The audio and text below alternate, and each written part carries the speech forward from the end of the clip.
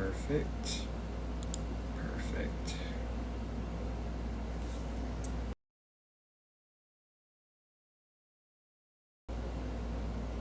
Okay. All right. I'm going to try these again and see if this will work. See, because I don't. See. Yes. Perfect. Perfect. All right. All right. So tell me if you guys can hear me because I'm talking. If it sounds, I don't want you to hear the AC. So it feels like I can. Yeah. It's still. Let's see.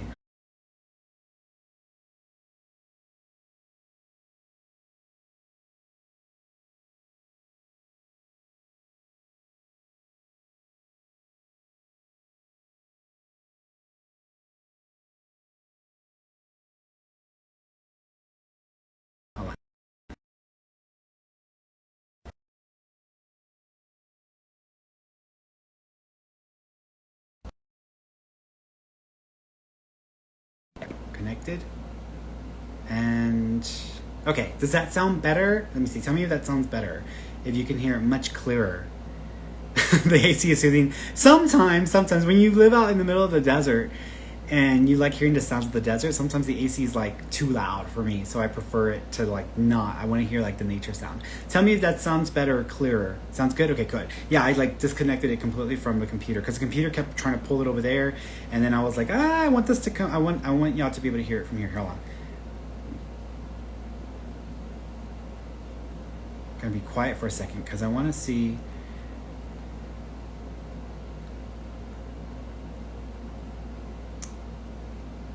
Can y'all still hear the AC?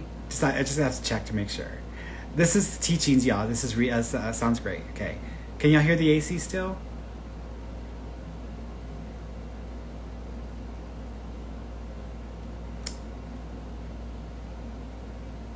Yes, no. Okay.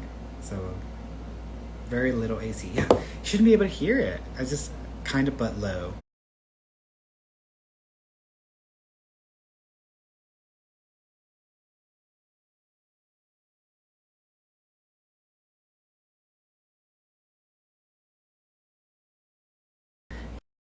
Please hold. So there we go. Okay, so let's see if this is better now. I just like turned it off. We hear you perfect. Okay, that's fine. Yeah, it's the reason why is because whenever after the study group, it's good. We can hear you. After this, thank you guys. I love you all.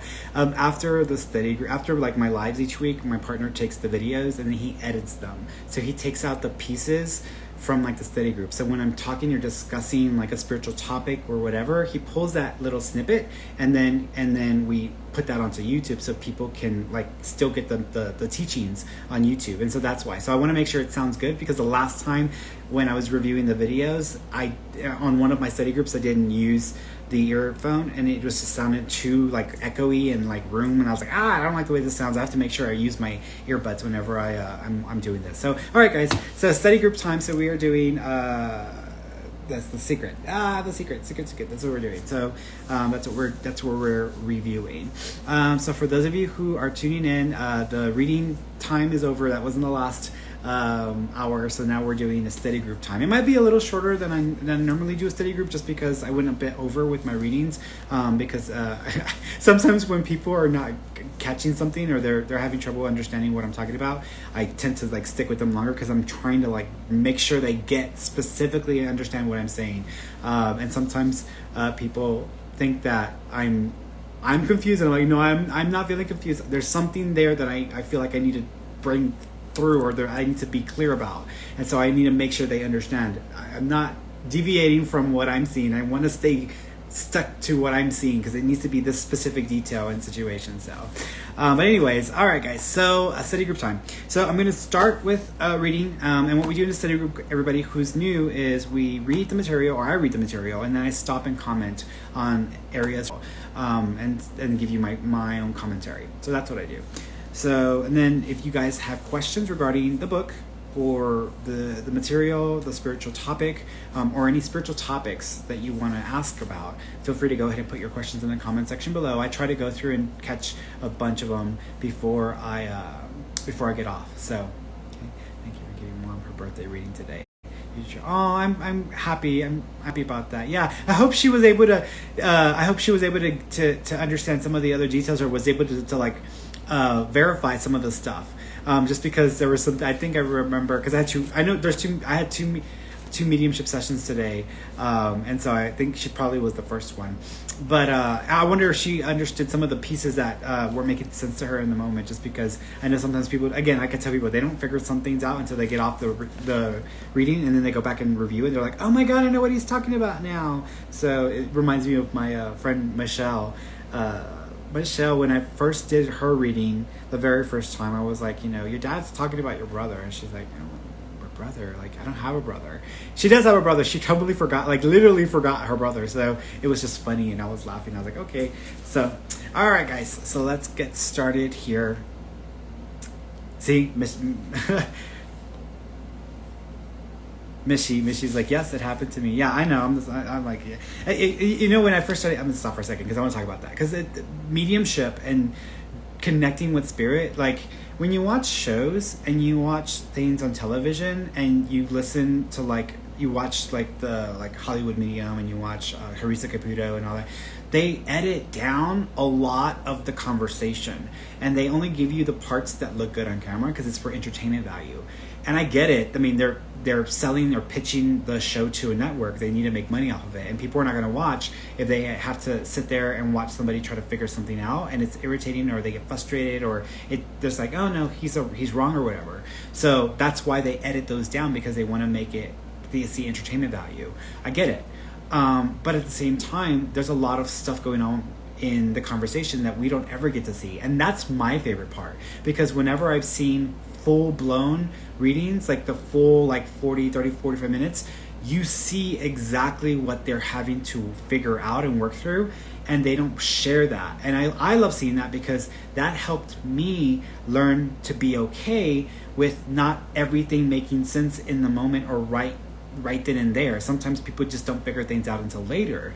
And for years I would not allow myself to develop, or I kept blocking myself from developing, because I had this perception that I needed to be just like the people on TV. I need to be just like, John Edwards, and I need to be just like, Lisa Williams and all that, because they were right in everything they would say. And I was like, well, I'm getting stuff wrong. This is wrong. This doesn't make any sense. And one of the very first mediumship readings that I did as a professional was for an elderly lady, and her kids had brought her to me for a reading because they wanted to connect her to the grandfather, to her husband, and she came over, and I kept the spirit. He kept talking about a fall at the stairs or a fall at the front door of the house, and that there was an infection, and that it was going to cause some issue. It had caused issues, and that's not what he had died of. But the spirit kept insisting that the same thing. And when something goes into loop mode in my mind, when it's looping, meaning that it's repeating. It's like an obsessive thought. When you leave the house and you're like, did I lock the door? And you forget whether you locked or not, and it suddenly becomes an obsessive thought, because you're like, what if I left it open? And I got to go back. And so whenever I'm dealing with a spirit and they're communicating a piece of information, if it's something that I misunderstood, or I just didn't get exactly what it is, then they drop it, and I'm like, okay, but it's close enough. But if it's something that I totally am missing, or it's not being understood properly, they loop it. And what happens is they start to replay it over and over and over in my head, because they're like, no, you got it wrong. Repeat, try again. So they loop it, and when they loop it, I'm like, oh gosh, I got to figure this out. And it's either significant enough or it's important enough that it needs to be communicated. And so instead of, if you ever watch some other mediums, they immediately, when the client or it shuts them down, and it causes them to start to no longer, immediately they start to question themselves. Like, oh my God, I'm on camera, I look like a fool. People are going to think I'm a fraud, or I'm not a real medium, or they're going to think I'm wrong, or that I'm not, And so they go into ego, and the ego takes over, and immediately that shuts out the spirit communication, and that immediately puts a wall up. And so whenever I have the same experience, and I am starting to get no's from the person, immediately I re-ask them. I ask Spirit, I'm like, okay, wait a minute, am I correct in this, or is this correct? Are you showing me this correctly? And if they loop it, immediately I'm like, okay, I've got to stick with this. And again, in the beginning years when I first started, that lady that I read for, the male kept coming through, and he kept talking about a fall at the front stairs of the house and an infection, and it leading to passing. And they just were like, no, and like it made me question. Like I started to go into that, to do exactly that. I started to question myself and like come down on myself and like, what's wrong with me? Why am I not seeing this correctly? I'm not a real medium. Maybe I'm not really doing this. Maybe I'm not good at this or something like that. And I started to go into that, and it shut me down. And lo and behold, a few weeks after that, the grandmother fell at the front stairs of the house, got an infection, and passed away, and joined her husband. So he was warning them and trying to tell them about something that was coming. I didn't fully understand it, and they didn't fully understand it. And so that's where we went wrong. And so now I know, it was a good lesson, because I'm like, oh my God, I could have possibly maybe done something or saved her life or something, but it was meant to happen. Everything happens for a reason. But now it's like, because of these lessons I learned now, it's like, no, I'm not going to take a person's no as, Ferny, you're wrong, you know what you're talking about, you're not a medium, you're not accurate. I don't let myself go into that mental state, because if I do that, it shuts me down. Just like every medium, whenever they're doing this, it will shut them down, and that's it. They can't see anything, and then at that point, they just want to get away from the situation because they feel so uncomfortable.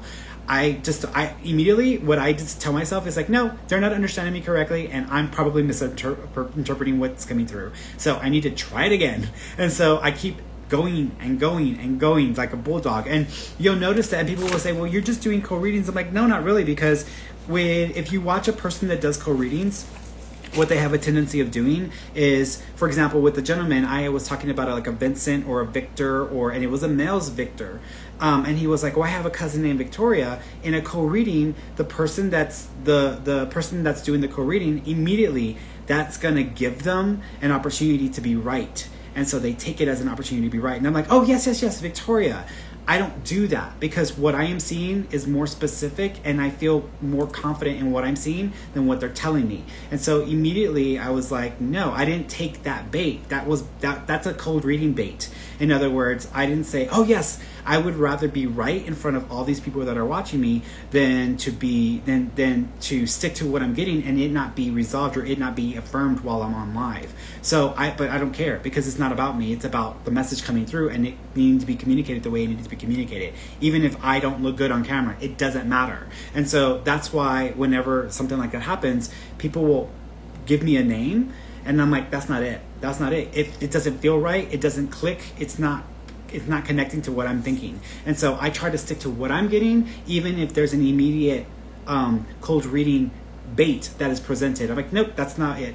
This is something different. And so that's why I tell people, I'm like, well, if I was doing co-readings, then I suck at doing co-readings too, because I'm not taking advantage of every opportunity people are giving me to look good on camera and to look right on camera. So I suck at that too. So no, it's not it at all. So I stick to what I get, and I trust that more than the no's. So when people tell me no, it may not be comfortable to hear a no. It may not be fun to get a no and to look like that in front of a camera. It doesn't matter, because I know what I'm getting. I'm going to stick to it. So that's what I was trying to say. But I learned that lesson the hard way because of that lady the very first time I started doing this professionally. So I was like, oh no, I ain't making those same mistakes, because when that happened, I immediately pushed myself into trying to sense other things and sense away what I was getting.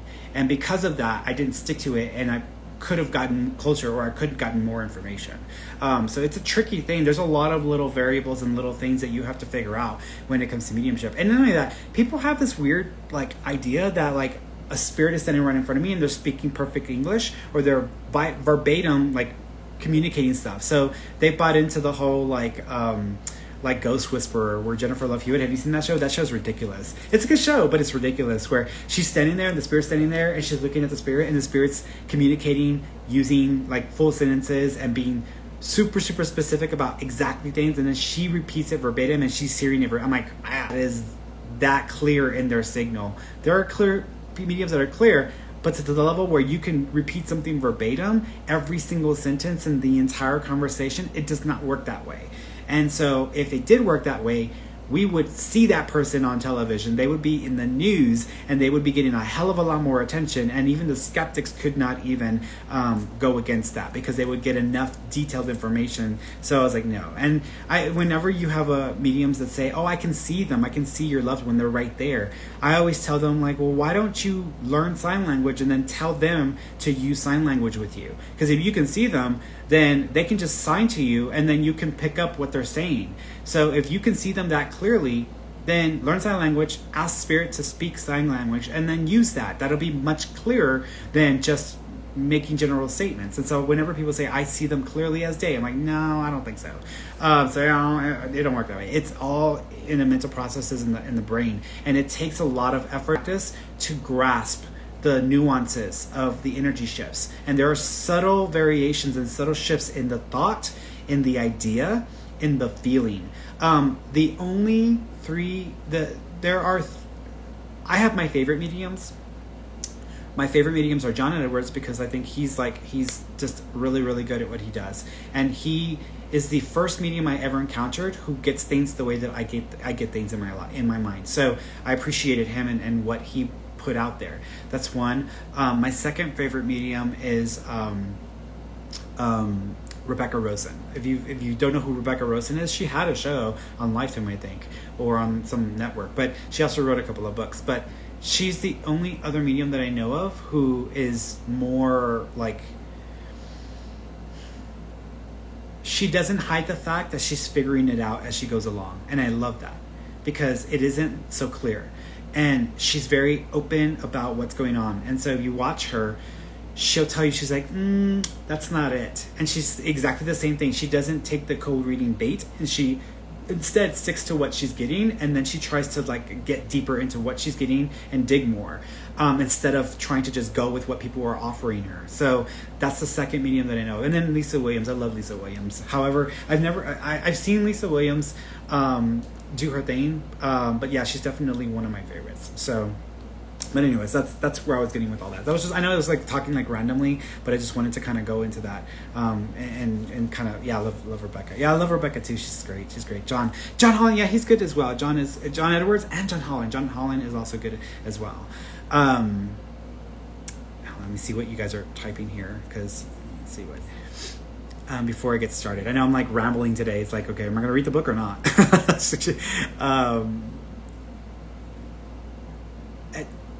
It's not, you don't have to do anything to unblock yourself, Elizabeth. You don't have to do anything to unblock yourself. You just have to have faith and trust and accept the risk of being wrong. If you can make peace with being wrong, because it's going to happen. I know of no psychic who is 100% accurate. And I hate to say this, but I think that's one thing that stands me out, because I'm very candid and open with people. And I always tell people, I'm not 100% accurate. I've never been 100% accurate. I'm good. I have a good track record, but I still am human, and I still am going to be wrong sometimes. And so it's okay. It's acceptable. Meteorologists are allowed to be wrong with their weather reports. Doctors are allowed to be wrong with their diagnosis. People are allowed to be wrong. This is a human thing. So the idea that a psychic can't be wrong and they have no technology to assist them with the work that they do is ridiculous. I'm are you kidding me with that bullshit? No, I don't think so. So if you accept the risk and the inevitable reality that you're going to be wrong sometimes, and you're not going to look the way you want to look on camera, it's a block that you can bring down and you can work past it. And that's the biggest thing that I did, and what allowed me to move forward is just accept the fact that I'm going to be wrong sometimes, and it's okay. I'm not going to get every single thing right. So, and that's okay. But I'm candid and I'm open with people about it. I try not to hide that from people. When people book appointments with me, they have to accept the agreement. They have to accept things, and one of it is that I'm not 100% accurate. I can be wrong. When I start a session with the person and I start their reading, that's the first thing I do. I go through my disclaimer. My statements are personal opinions, not not guaranteed future events. Whatever decisions or actions you take, you are 100% responsible and liable for that. You can change your future. It's never set in stone. And I'm not a licensed medical doctor, counselor, attorney, or law enforcement official. For legal, medical advice or treatment, please consult a licensed professional. And then I let the client know what expectations they should have versus what they think. Because when you have people who go to other psychics, other mediums, and they watch movies and whatever like that, they get conditioned and trained to have unrealistic expectations. And I'm like, no, I got to retrain you, because you need to be realistic with what this is going to be and what this isn't going to be. And so let me get you to be realistic, and then I can blow you away. I can't blow you away if you're putting me in a box of what you think I should be. I am what I am. I am who I am. I operate the way I operate, and I'm open about it. Once you accept that, okay, now I can blow you away in instances, but you don't put me in the box with what you think it should be like, because it ain't gonna be like that.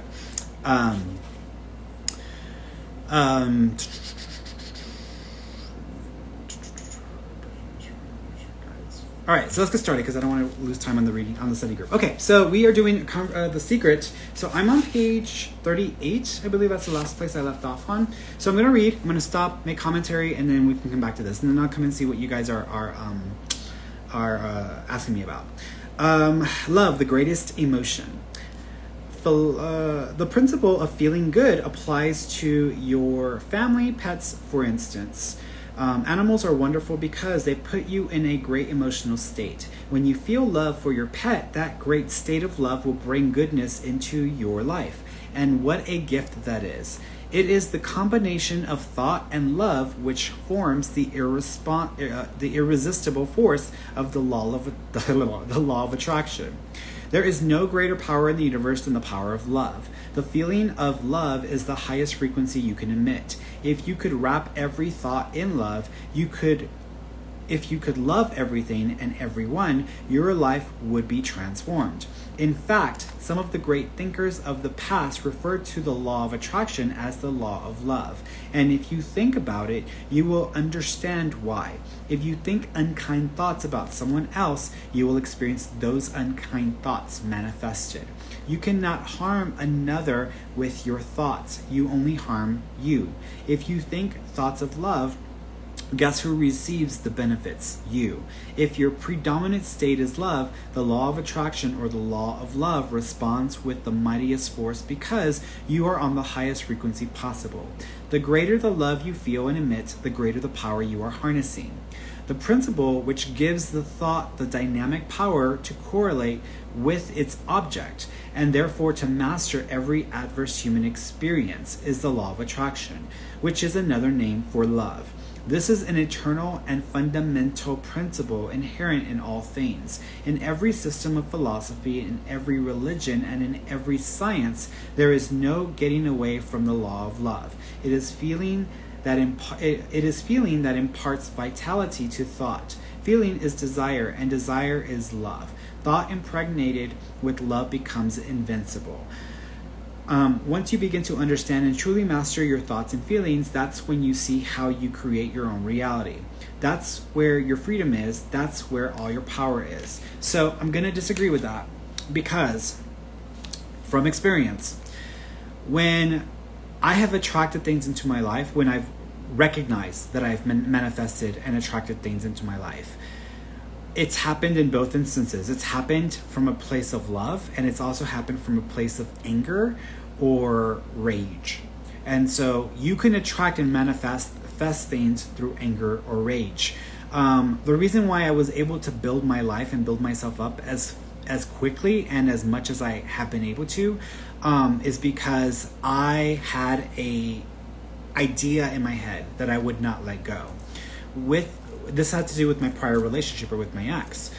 With my ex, he and I, when we first got together, I was the top dog in the relationship, meaning that I had my life put together, or I was in a good place. He wasn't. He was like just a mess. And so when we first got together, it was kind of like I was saving him. And so in the process of that happening, he tried to level himself up. And in a way, by leveling himself up or building himself up, he had to push me down. And so we got into a very, very challenging and abusive relationship, verbally abusive relationship, where he was constantly putting me down or making me feel as if I was inadequate, I wasn't good enough, or I would never achieve great things.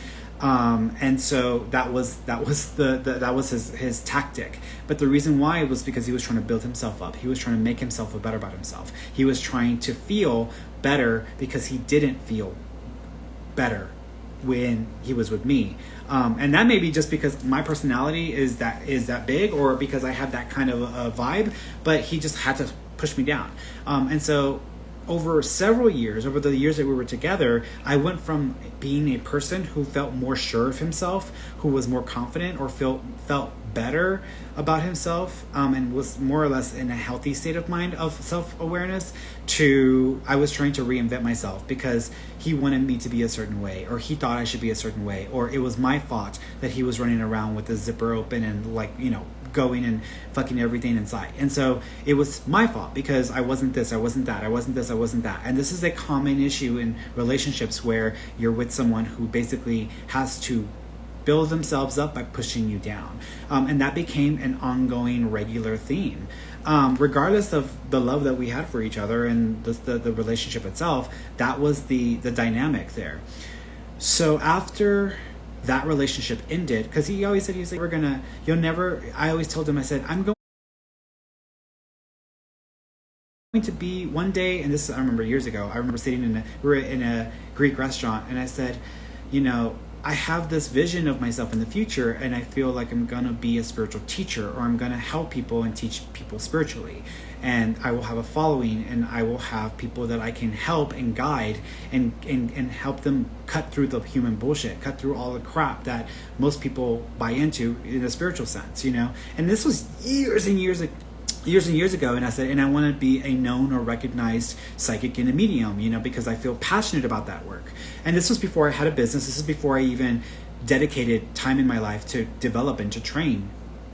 And I remember him telling me this in the restaurant, and he was like, you'll never become that. Like, you don't have the personality for that. You don't have a commanding presence. You don't have tact. You don't have an ability to communicate with people in that way. You don't have and so he was just putting me down. And I bought into it, and I believed it, and it just continued to perpetuate the blockage that I was just describing, that I built with myself. I didn't want to be wrong. I didn't want to look stupid or look like a fool. And so I bought into that reality, pissed. I was angry because I put enough into that relationship that I should have gotten more out of it, and I didn't. And I was mad at myself, and I was mad at him, and I was angry that I subjected myself to that kind of abuse, and I subjected myself to that thinking, and I bought into it. I accepted it. And so I was pissed, I was angry. And so after we broke up, part of my way of coping and releasing that toxic energy that I built up with that, because it's not fun. It isn't fun to feel all of those darker emotions inside of you. It is not fun. It's not an enjoyable experience. And I didn't want to feel any of that. I didn't want to have that continue to be sustained within me. So I decided I needed to release it. And I would jog at the park every day, and I would go through these visual exercises to release it. But I always had this anger and this all right, motherfucker, I'm going to show you. You said I can't do something. I'm going to show you what I can do. I'm going to show you what I can do in this world. I'm going to show you that you're wrong about me. And that anger actually fueled me and lit a fire under my ass. And it pushed me into making a point or proving something about what I was capable of. In time, as I progressed and as I grew and evolved and blossomed, the anger went away, and I didn't feel like I had to prove anything or I had to show off anything. Now I know who I am. But I used that anger, and I used it to manifest stuff, and it pushed me into taking more risks than I would normally take. It pushed me into taking myself more seriously, into taking the risk with my business. It pushed me into a lot of things, and it helped me to visualize myself in a completely different way than how I had allowed myself to become at that time in my life. And I reclaimed those older visions of myself, and I added that, and then I energized it with my anger and my rage. And so I used that to manifest things. So today, I know for a fact that you can manifest from a place of anger or rage and pain. You can also manifest from a place of love. And so you don't have to be just the most loving, the most lightest, the most brightest. You don't have to be that to do good things in this world. You don't have to be all love and light to be a good person. You don't have to be, the glorified version of a spiritual individual to really create change or to inspire or to help other people. You can just be a decent human being who has their compass pointed in the right direction, and then take advantage of every opportunity to have a positive experience or to amplify love or joy or passion. So it's okay. That's good enough. You don't have to be this like hyper like love and light personality. And that's the one thing that I did not really appreciate about The Secret, is that they make it seem as if you have to be this like, everything's perfect. And I remember that because I went through that stage when I first read The Secret, and I was annoying as shit, and I annoyed myself. So the people around me were just annoyed because I was always super positive. Everything was great. Everything was, and it was just like, I was over it.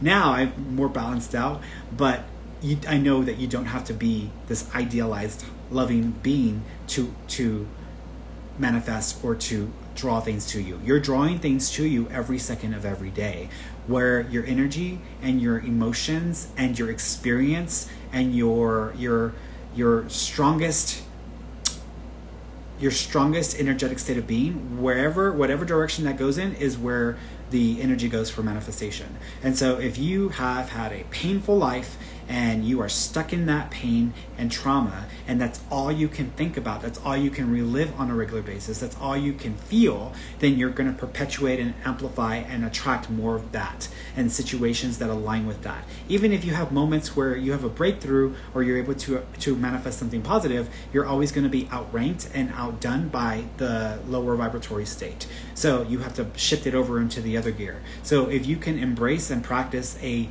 practical and realistic state of positivity or optimism or of joy or of love or passion or just goodness and peace, you're going to amplify that energy, and then you'll attract things that are going to align with that for you. So you don't have to be just all love and light. That's just ridiculous. And I don't know anybody who can do that.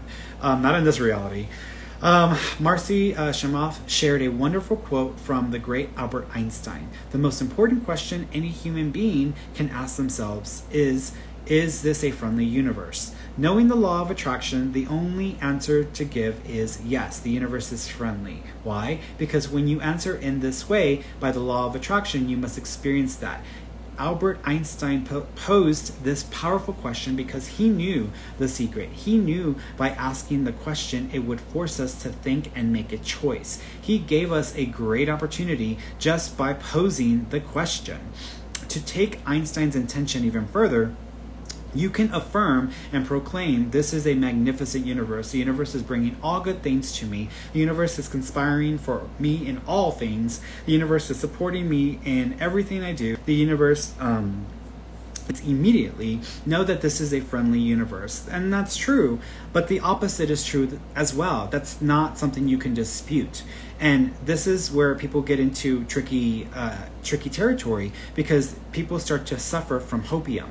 Hopium is basically a word that represents hoping everything will be great and operating as if it will, even when it doesn't, and not accepting the reality when it doesn't, and then it causing you a complete spiritual crisis.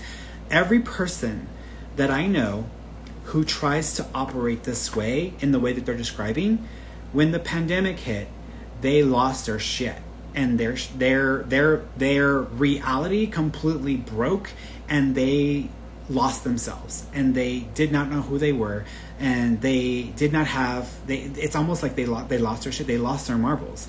And I saw that several times during the pandemic. People who operate from that, everything's good, everything's positive, only positivity. I'm like, okay, you're stuck on hopium. And then when the pandemic hit, something that they could not fight or go against or change with positivity or positive thinking or positive or love. I'm going to think of love. I had someone, it's like, just think, everybody just meditate, think of love. You are going to be protected. The universe is going to be protecting you. You're going to be in the best state. Let's do meditation classes. I'm going to guide you through meditation. And then they got the freaking COVID, and they were deathly ill. And then they were freaking out when people were collapsing in their home. So it's not fun.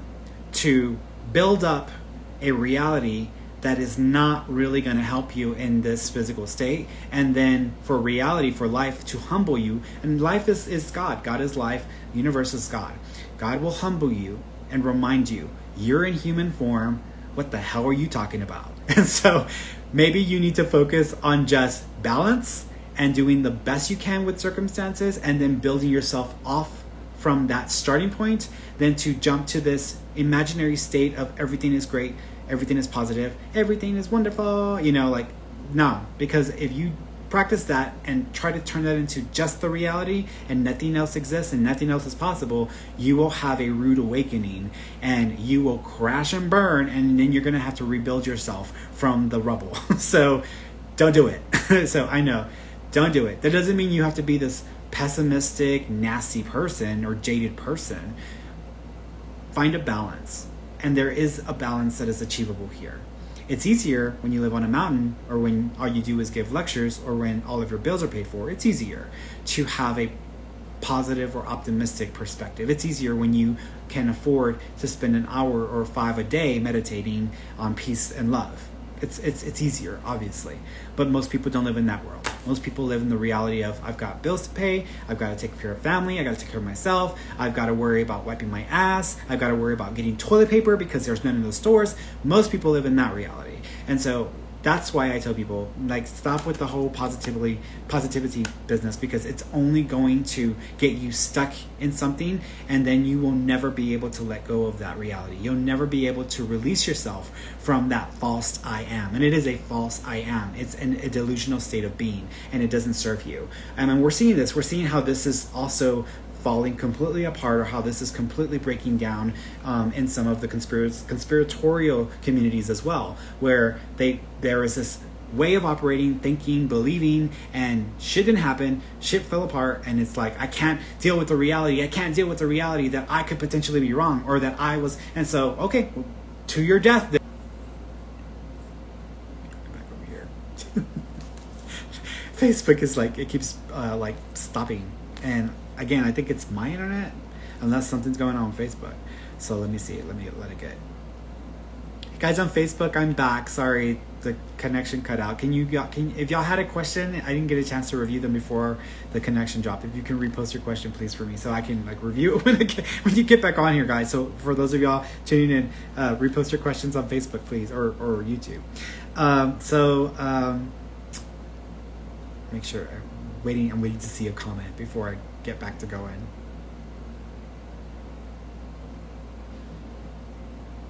By the way, guys, thank you so much for all of y'all, and all of y'all being patient, and just being patient with all of these technical glitches today.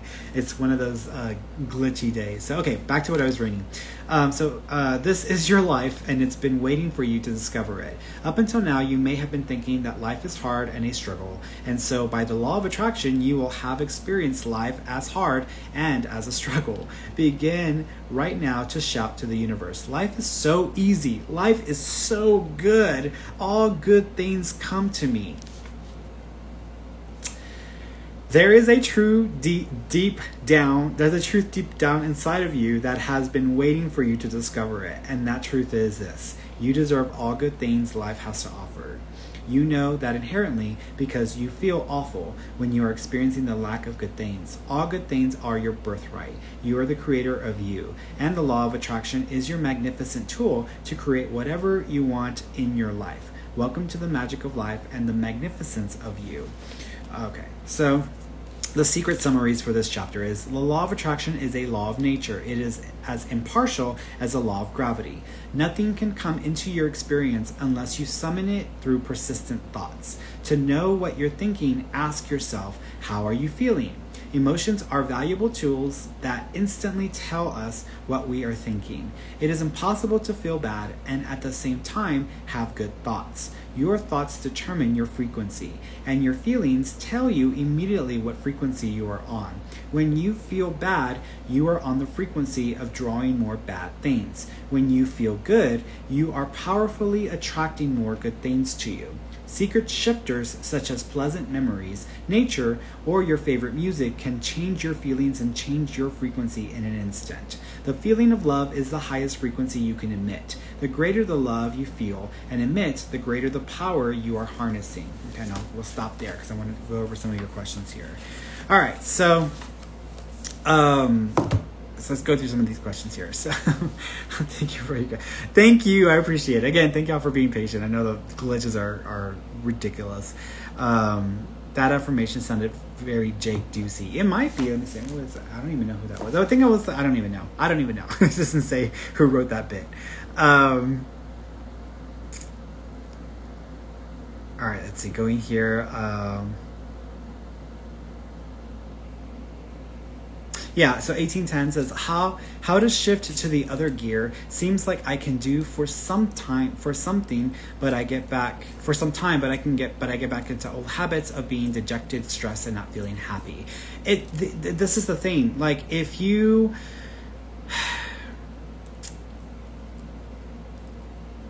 learning to operate from the perspective of appreciating and just enjoying life as much as you can requires a lot of work and effort. It's not an easy shift to make. It took you an entire lifetime being conditioned by your family, conditioned by society, conditioned by your experiences to become the person you are. And that person is very well rooted in a mindset, a perspective, and a state of being that is the norm. It's the standard for you. And so that standard has to be changed. So when we try to change our standard of operating, our standard of being, it isn't going to be as simple as like flipping a switch. And a lot of people buy into the idea that they think it's that simple. If I think positive or I think great, everything changes and is positive. No. In fact, as soon as you actively engage in trying to feel better or feel good or feel better, I just say better than what you currently feel like, to feel better than what you currently feel like, the moment you try to actively change that, there's the snapback. What the snapback is, when you have been a person that has sustained a state of being for such a long time, the universe being a holographic mechanism that aligns to a reality that presents a type of reality that we are all engaged in, all participating with. When you've been operating a certain way for so long, that holographic universe, it only knows you to be that. It only knows you to be that person, those thoughts, those ideas, those feelings. And so the reality that you have is the one that you've self-induced, that you've created for yourself. When you want to change it, people at first put a lot of effort, especially after reading The Secret or watching the film. They start putting a lot of effort. Tomorrow's going to be the best day of my life and everything's going to be changed after tomorrow. And tomorrow's the end. Tomorrow's the end of a bad period in my life and it's the beginning of a good period in my life. The problem with that is that as soon as you make that kind of grand statement to the universe, tomorrow's going to be the best day ever and nothing bad will happen to me after that, is the moment that you've basically stopped trying to operate in the way that the universe knows you to operate and you start acting different.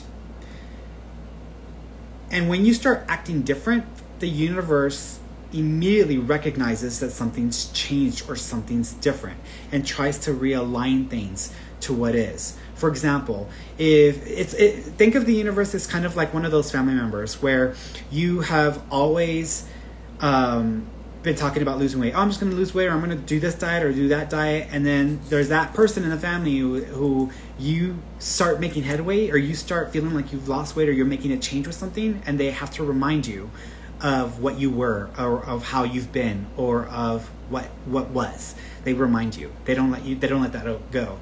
And then it's almost like a snapback and it makes you feel like crap. The universe has the same mechanism in place. There's a slapback, which means when I make a grand statement and I act like this is the moment that everything is drastically different, the universe is like, nope, sorry, you've been operating a certain way for so long.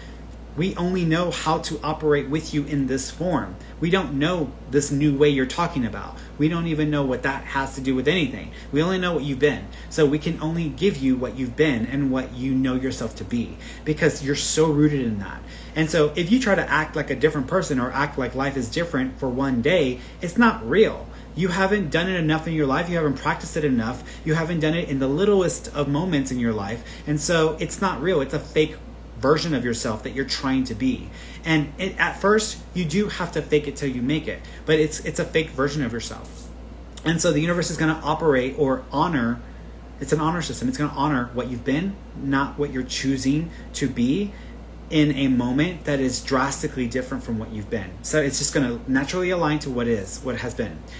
That's a slapback, because it's going to feel even worse when on that day or right after you make these grand statements, it's like the worst amount of crap starts to happen. All of a sudden there's way more shit that starts to come down, or all kinds of crap starts to happen all at once. And it's like, what the hell, universe? Like, I am trying, and it's like I can't get ahead. I can't get a break. And it's like I keep being slapped back, or it's like I have to take, I take one step forward and then I have to take 3 steps back. Yeah, because you're still operating in some way on a subconscious level. You're still operating in an old form, even if you consciously are trying to operate differently.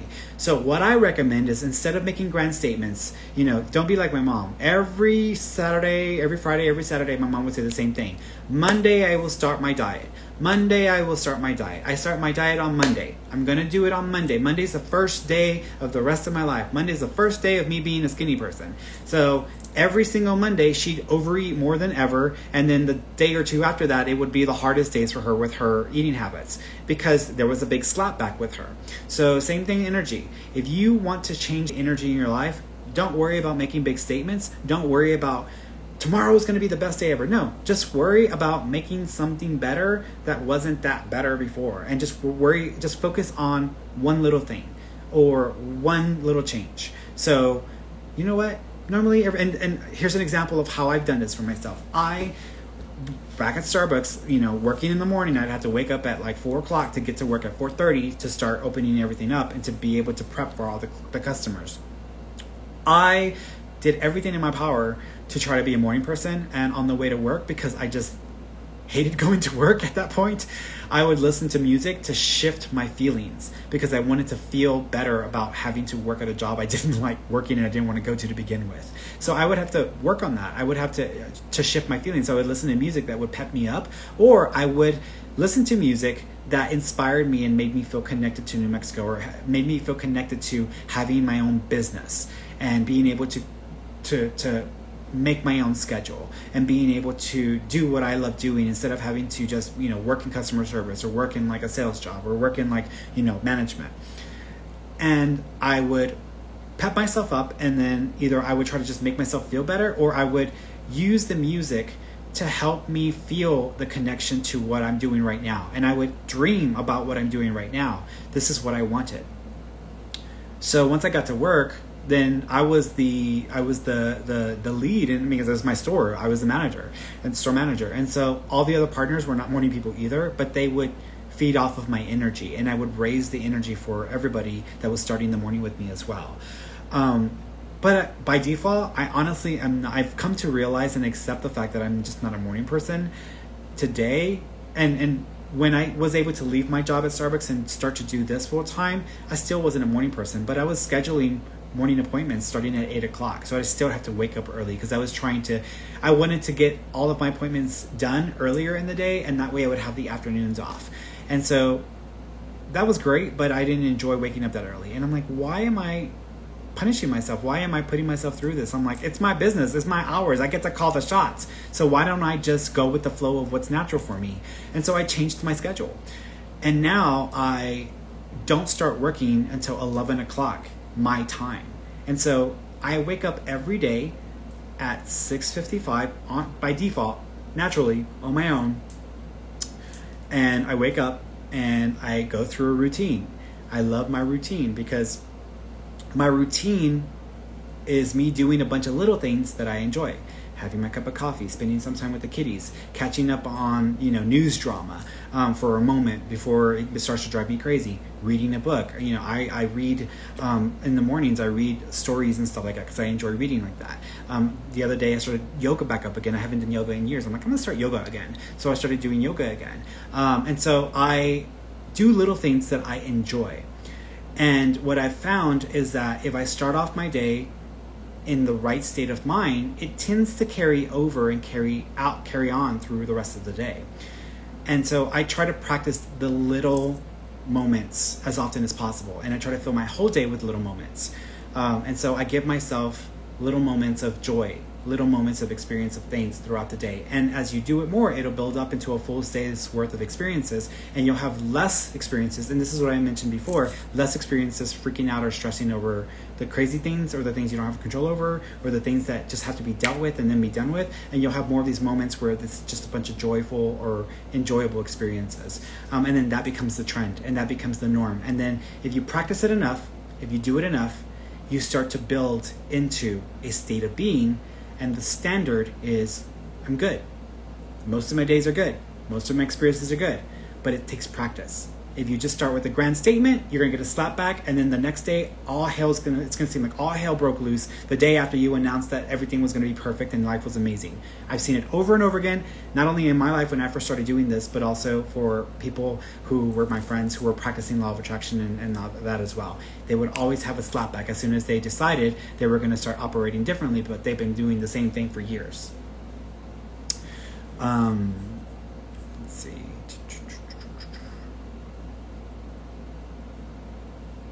By the way, guys, for those of you watching, I'm not doing personal readings. This is our study group time. So personal readings were in the last hour. This is study group. We're only discussing the secret and study group material. So sorry, guys.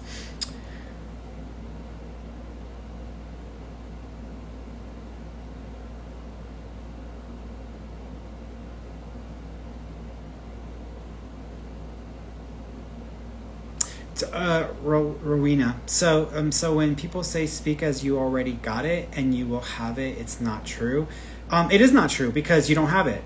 So what happens sometimes is when you speak on something as if it's already happened, at first it is a lie because it's not true. But if you never cross there's a little thin margin between I'm faking it till I'm making it to I believe this enough that I know it's going to come down, or it's going to be something I'm able to do at some point, but I'm not going to stress out about it, and I don't need to remind myself every single second of every single day because I know that I'm going to be working in that direction anyways. So for example, if I said I want to be a wealthy person or I want to have wealth, but I've done nothing with my budget, I've done nothing to invest, I've done nothing to connect with a financial advisor, but I'm telling myself one day I'm going to be wealthy and I'm going to have all this money, I'm going to spend the money and all this. At that point, if you're not taking any action to follow through with that, then you're still lying to yourself. Until you start doing something that aligns with that situation, that activity, that desire, it's still going to remain a falsehood. So if you tell yourself, I want to have wealth, I want to not worry about money, I don't want to worry about my bills or having to worry about paying for this or paying for that, I don't want to stress out as much about finances, then what you need to do is you can talk on, when I'm, in a few years or in 5 years, financially things are going to be so much better and I'm going to be able to go to this trip and I want to plan it out because that's a realistic time frame. That's a practical frame of amount of time. But you want to make sure you get your ass on a budget as soon as possible. You want to make sure you start looking into investing or into your future savings plan. You want to make sure you connect with other people who are already doing stuff to help themselves build their wealth, because that's going to make it a real experience for you. So when you speak on it, it's not going to be a lie because you are actually taking some action. You are actually doing something to go in that direction. So at that point, it's a double approach to aligning to an experience. It's not just you speaking out of your ass. I spoke on moving here for years before I actually did it. It wasn't until I actually started to, the moment I started taking me moving here seriously, because I had wanted to move here to Santa Fe to New Mexico. I'd wanted to move here for almost 3 years before I actually took any action to get my ass here. So I spoke on it for 3 years. I spoke on it just the way you were saying, I'm going to get there and I'm moving there, but I wasn't doing anything. And so I was like, you know what? I need to stop waiting around for some sort of random miracle or for an angel to descend from the heavens with a free, get out of jail free card and just, that's not going to happen. So I need to do something to help this along. And what can I do? Well, what do people who want to move to a different place do? Well, they start coordinating and changing things in their lives to make the move happen. Okay, that's what I'll do. So the first thing I needed to do, and the riskiest thing that I needed to do, was I needed to make my business online only, which means no more in-person appointments, do away with the Reiki sessions and no longer do Reiki, and start to establish a business that was going to only be online or through what we're doing now. And that was a risk because a lot of people who want to get a reading, they think they have to be there in person or they have to go to someone in person. And so the moment I did that, you have to not remember because you didn't know this, but the day I decided I was going to take my move here seriously and take inspired action, I was booked out 6 months in advance for in-person appointments. And phone appointments, not so many. I had way less phone or video call appointments. I had a crap load of in-person appointments. I was booked 6 months out. So to suddenly decide that I was going to no longer offer in-person appointments and I was only going to offer online appointments was a huge risk because I had built my business to a stable point. And people in my family are like, what are you doing? You shouldn't. People are going to want in-person appointments. And so they thought I was making a huge mistake. But for me, this was about me moving here. And I was like, at the same time, I was ready to not do in-person because when you deal with energy in person, it's so much more draining and so much more exhausting. And so for me, having the connection or the disconnect with being on the internet is kind of like a buffer. It's kind of like a filter. I'm going to still connect in ways that I need to, but it's not going to be so much that I'm pulling in all of this extra energy and all of this craziness there.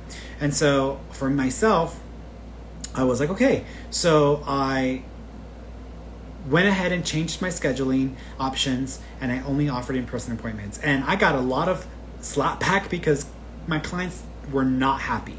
People were not happy I was not going to be offering in-person sessions. People were not going to be, they were not happy about that. But I stuck with it. And I was like, no, this isn't about them. This is about what's going to make me happy. And I want to be in Santa Fe. I want to feel better about the energy exchange. I don't want to do in person anymore anyways. And so that's what I'm going to do. I'm still going to do the work for people and do this work, but I'm just going to do it by my rules. I'm going to play by my rules and by my choices. And so I did that, and my 6-month waiting list went down to like 2 or 3 weeks. And that was freaking me out, and it was frightening because when you have sick people booked out 6 months in advance, that's job security. When you're only booked out 2, maybe 3 weeks in advance, that ain't job security. That's like, oh shit, like I've just fucked up. I just broke my business. But I stuck with it. And what I decided to do was, okay, how do other people promote themselves or build themselves up? How do other people who, and because I knew I was taking something away. And so I had to find different ways of building a rapport with people, giving people a chance to connect with me, which is why I started doing lives years ago, which is why I started to incorporate all of that because it gave people a chance to just connect with me. And this was before I was doing the free lives. The free lives are just in the last 2 years, but this was back when I was doing like just lives and getting on camera and talking to people. I wasn't really doing so much readings as I was just talking to people and connecting with them. But I saw my waiting list shrink to nothing and it freaked me out. But it stayed that way. It didn't go to nothing. It stayed at that 2 to 3 week mark. And so I was able to maintain that for 6 months. And I kept telling myself, and I telling everybody, we're moving in April. And even my partner was like, it's already November and we don't know where we're living. And you're telling everybody we're moving in April? That's like 3 or 4 months away. We don't have anything planned. We don't have anything worked out. And I was like, look, babe, I got a list of all the things I need to do to make this move happen, things that have to happen for us to be able to move. And so I'm trying to knock out every single thing on the list that I have control over. There are certain things I don't have control over that are on the list, but there are certain things I do have control over. So I just focused on the things I had control over and I made those changes and I did that work. And what started to happen is the other things that I didn't have control over began to happen on their own. So the universe was conspiring with me. The universe was working with me, was coordinating with me. And so around around January, again, I was telling everybody I was moving in April. Around that January, I bought a bunch of boxes. I spent a good chunk of money on buying boxes because, you know, when you go and buy a crap load of boxes for moving, it's expensive. I bought, you know, packing stuff, everything. And I started packing all our crap. And my partner thought I was nuts. And he was like, why are you packing all our crap? I'm not going to be able to find anything. I'm going to need this. I'm going to need that. He didn't think we were ever going to really move. He just thought it was a pipe dream, or it was like me just talking. And I was like, nope, this is on my list. Pack all our shit and write on there Santa Fe, go into Santa Fe. So in our living room, we had a bunch of boxes stacked up, and it would say, go into Santa Fe, go into Santa Fe, go into Santa Fe on the boxes. But it was another thing that I had control over. And so February came around, and we had been looking for places to move to, a house that, you know, we didn't want to live in an apartment. We have cats, and not all places accept animals. So we were looking for a house, and we were looking in a specific area. We couldn't find anything. There was nothing available. And actually the housing market here is really like tight. So most people find places through word of mouth. I didn't really know many people here, but, you know, so it was like, well, shoot, I did all these other things, and then now we're ready to move in April. I ain't got a place to go to. And so, like, in early March, just a few weeks before April, my partner, who just decided to suddenly or just randomly go on Craigslist, saw this property listed. But it wasn't on any, like, real estate, like, listing. It was just on Craigslist. And that was like a luck of the draw, luck, right? And it would become available on April the 14th or 15th. And I was like, that's it, that's the one. And he was like, I don't know, we haven't seen it or whatever. I mean, it took a lot more work, and there's more to all of that than I've shared. Suffice to say, everything lined up, everything worked out, and here I am in the house. So, and it matches up, the house is the same outline as the ideal house, or the dream house that we would come and stay at for our Airbnb that I fell in love with. So, but we got there. But I took steps, I took actions. I wasn't just telling everybody we're moving, and I did that. I made the mistake of doing that for almost 2 or 3 years. I was telling people we're moving to Santa Fe, and nothing ever happened. But when I started to give it an actual date, and I made a list of all the things that needed to happen, and I started taking control of the things I had control over that I could get done, it worked out. And now, my appointments, you know, and I'm only online now. I don't do in-person sessions. And right now, life analysis or life bookings are booked out, I want to say maybe a month or two, and then mediumships are booked out into 2022. So I built myself back up, and I built all that back up to where I wanted it to be, to feel comfortable and confident with that. But at the same time, I had to do something to get myself there. It wasn't just speaking on it. So when you say, you know, I should speak on it as if it's not real, no, you can speak on it, but make sure you take inspired action. Or after you get past the I'm faking it till I make it, there is never a make it part. There's just a continuing to fake it and hoping for a miracle. When you don't do anything, the miracle never comes, and then you're angry and you're like, this doesn't work, this is crap, and then you want to like turn your back on it. So all right, so let me see where we're gonna go here before I jump off of here, guys. I know that was like a long answer, but it was like, that's the way I learned it. That's how I figured that part out.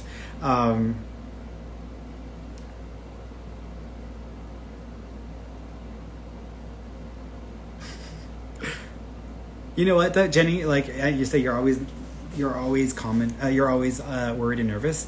Nervousness, anxiety is not an indicator that something is wrong. Nervousness, anxiety is an indicator that you are in a position or in a situation that is uncomfortable. And change is always uncomfortable, especially when it's change away from what you're used to or from what has been and what you know to what you don't know. There's a lot I didn't know. There's a lot I wasn't prepared for. There was a lot of things, but that's okay. That's a part of the process. Every day before my appointments, every single appointment, before every one, I still get anxious. I still get nervous. I still get the knots in my stomach. And it's okay. I'm allowed for that. But I see it as a sign that I'm connecting. In fact, there have been a few times when I don't feel that way, that the reading just doesn't go the way that I wanted it to go, and we run into some issues, and I just have to stop it and cancel it and say, here, you should run you back. Sorry, this isn't going to work. And so I know to trust that feeling of anxiety and that little like stomach, butterflies, because I know that I'm lining with something that means something that is going to be different and going to be what it needs to be with what I'm trying to do in this role, and it's not just going to be the same old that what I've already did. Okay. All right, so let me jump over here.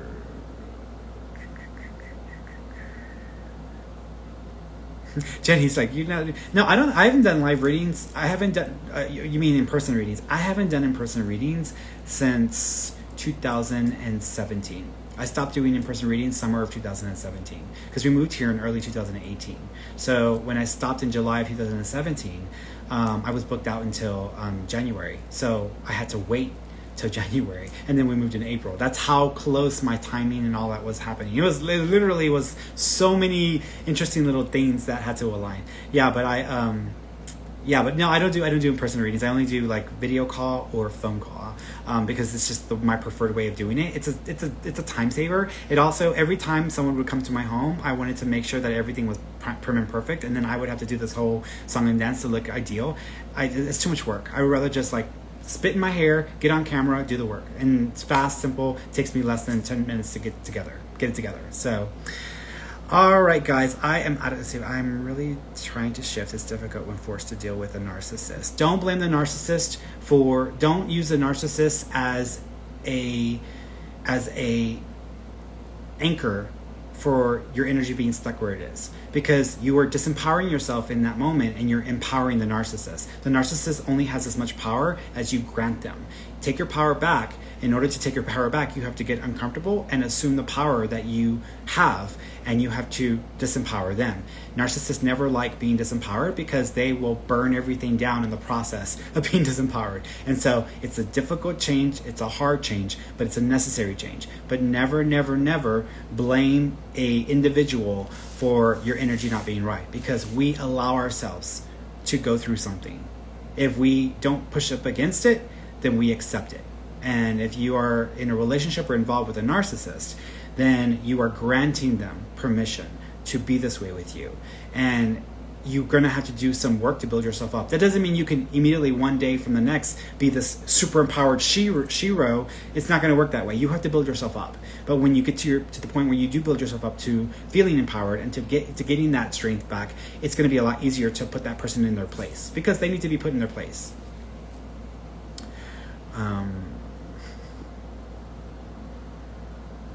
Oh, I appreciate you too. I love you too.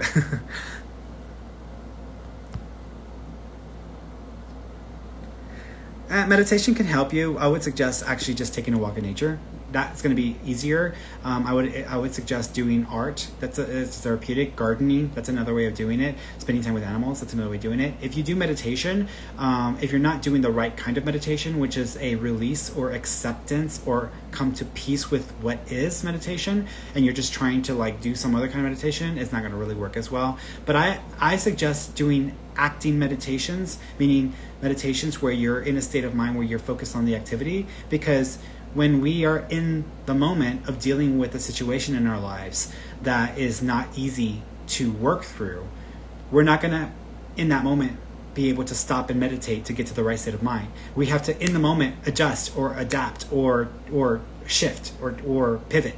And if we can't do that in the moment, then you're not getting anything from the meditation experience. You might be able to like soften your energy for the rest of your night when you're on your own. But in the world, dealing with people, dealing with situations, if you don't know how to pivot in the moment, then you're not going to be able to recoup yourself, and you're going to go right back to your normal operating mode.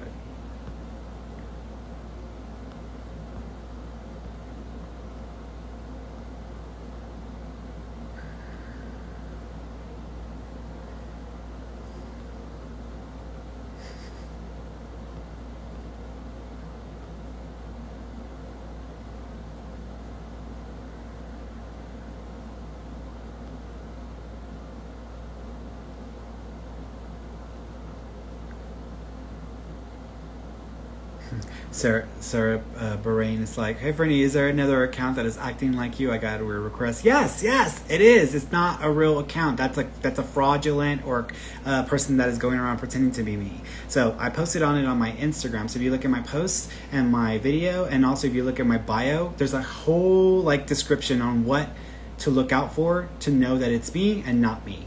And so that way you can know.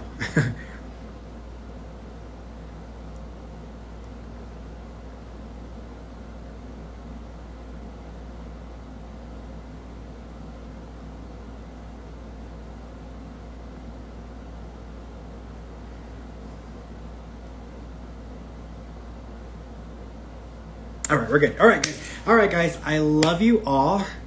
Please take care of yourselves. Enjoy the weekend. Mask up, please. Doesn't matter whether you're vaxxed or not. Please mask up.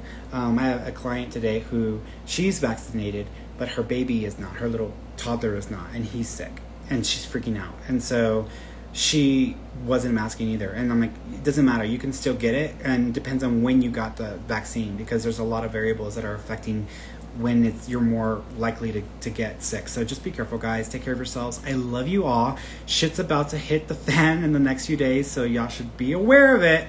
So do whatever you have to do to make sure you're safe. Okay? Love you all. I will see y'all next Wednesday. Bye, everybody.